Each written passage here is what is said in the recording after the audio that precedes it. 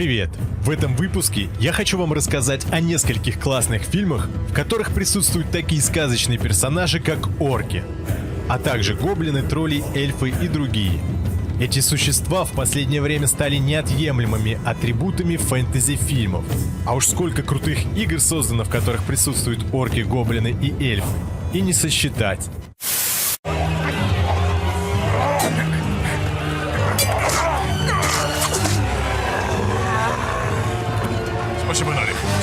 Начнем с единственного фильма в жанре исторического фэнтези в карьере Джейсона Стэтхэма. Это фильм «Во имя короля» 2006 года. В некотором королевстве живет фермер. У него есть жена и 10-летний сын. Он счастлив на своей земле. Однажды жена фермера отправляется в соседнюю деревеньку вместе с сыном на рынок. На ту деревню нападают свирепые существа – кроги. Это что-то типа орков.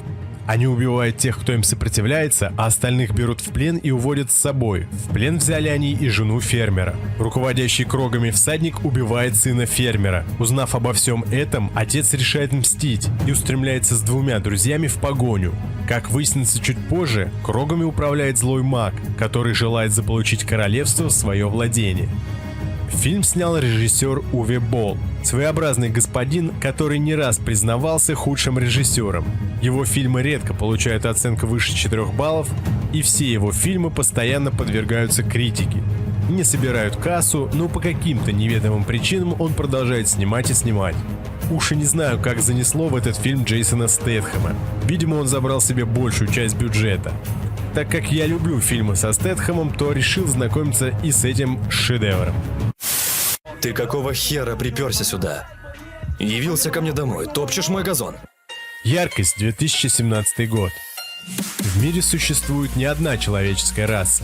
Помимо людей, Землю населяют как минимум больше десятка рас, среди которых эльфы, гоблины, кентавры и другие.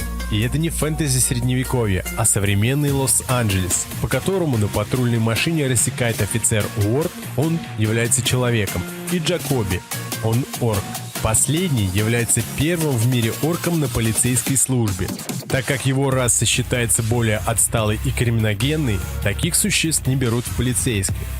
И Орду такой напарник не доставляет никакого удовольствия.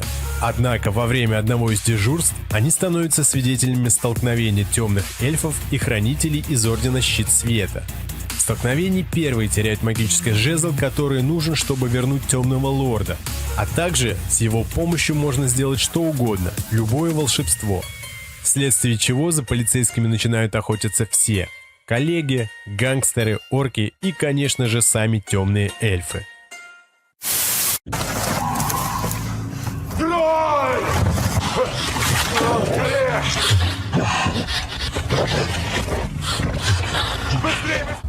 Охотники на троллей, 2010 год. Я уже не раз рассказывал об этом норвежском фильме, который, безусловно, очень хорош. Особенно если учитывать его бюджет. Там не будет орков, зато будут тролли.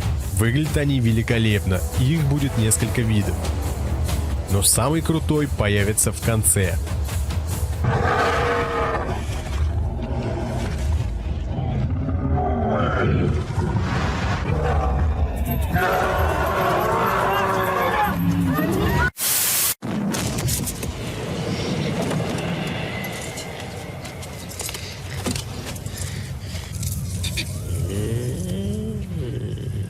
Время. Мир смертных превратился в лед. Это рай гоблинов. Легенда, 1985 год. События переносят зрителя в волшебный мир, где живут чародеи, единороги, красивые принцессы, добрые феи и злые силы. Повелитель тьмы узурпировал власть в прекрасном лесу. Светлые силы, населяющие прекрасное пространство, погрузились в страх и печаль. Совсем скоро вслед за ними померкнет и весь окружающий мир. Лесной странник по имени Джек спешит на помощь к лесным обитателям. Более того, он желает свести счеты с повелителем тьмы, который похитил его невесту, принцессу Лили. Повелитель тьмы серьезно подготовился к противостоянию с Джеком. Он специально направил своих гоблинов для уничтожения оставшихся священных единорогов, упорно стоящих на стороне светлых сил. Когда погибает последний единорог, лес погружается в ледяную спячку. И только добрые феи спешат на помощь Джеку, умоляя его исправить положение. Добраться до логова злодея непросто.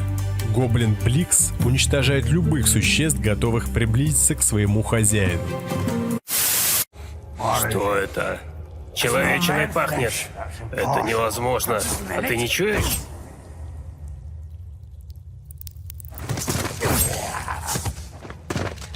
Рождение надежды, 2009 год.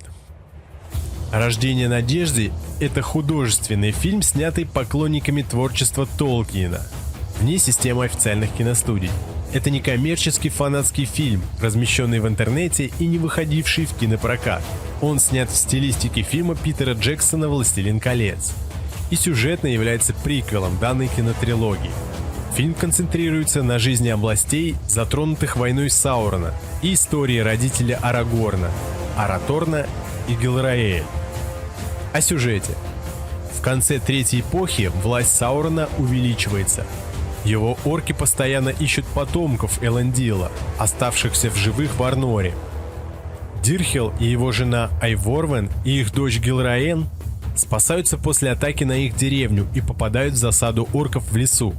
Их спасает группа дунаданов, возглавляемая Араторном. Араторн приглашает беженцев в свою деревню Таурдал. Гилраэн влюбляется в Араторна. Противостоя атакам орков на соседнее селение, вождь дунаданов возглавляет кампанию против орков, пытаясь восстановить мир. В то же время он направляет Араторна в одиночку выяснить истинную причину атак. Араторн выясняет, что орки служат Саурону и по его приказу ищут кольца всевластия. По возвращении из миссии Араторн женится на Гилраэн, но их приключения только начинаются.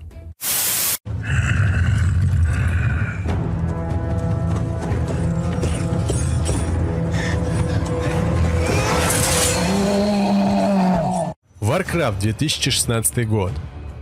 Дренору, родному миру орков, угрожает неминуемая гибель. Чтобы спастись, кланы объединяются в единую орду и отправляются к месту, где чернокнижник Гул'дан, черпая силы от жизненной энергии плененных дренеев, сможет на небольшое время распахнуть магические врата и переправить самых сильных и кровожадных бойцов в другой мир, пригодный для жизни. Портал открывается в самом центре Азерота, в Элвинском лесу, около ворот прекрасного Штормграда. Много столетий неприступные стены и магии защищали людей, но защита разрушена, а это значит, что столкновение неизбежно.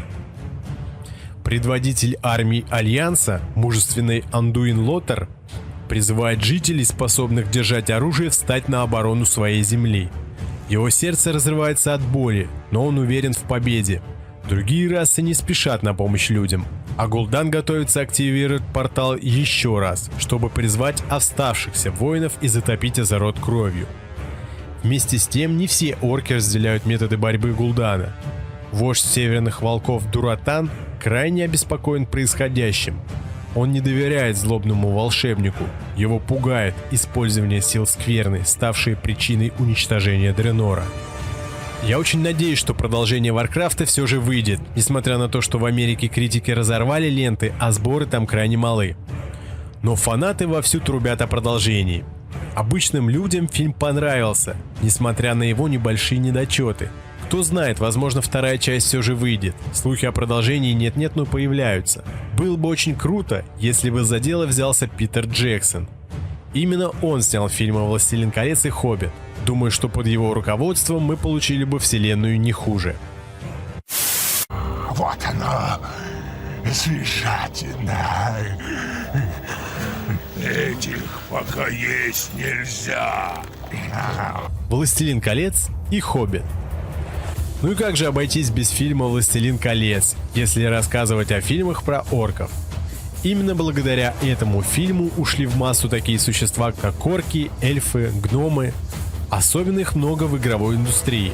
Трилогия имела невероятный успех, собрала огромную кассу и появились миллионы поклонников. Я не раз и не два пересматривал эти фильмы, а потом с нетерпением ждал выхода «Хоббита» и каждый год ходил в кино на новую серию.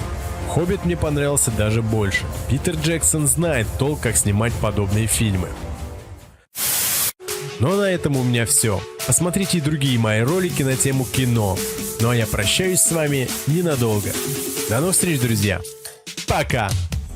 Ребят, я создал телеграм-канал, на котором показываю видео о последних катастрофических событиях, таких как недавний мощный торнадо в США, град гигантских размеров и ураганы в Китае. Различные необычные видео про животных, есть посты про мистику, например, какая-то странная молния. И многое другое. Прошу вас подписаться и заценить канал. Отписаться всегда успеете. Ссылка в описании и в закрепленном комментарии.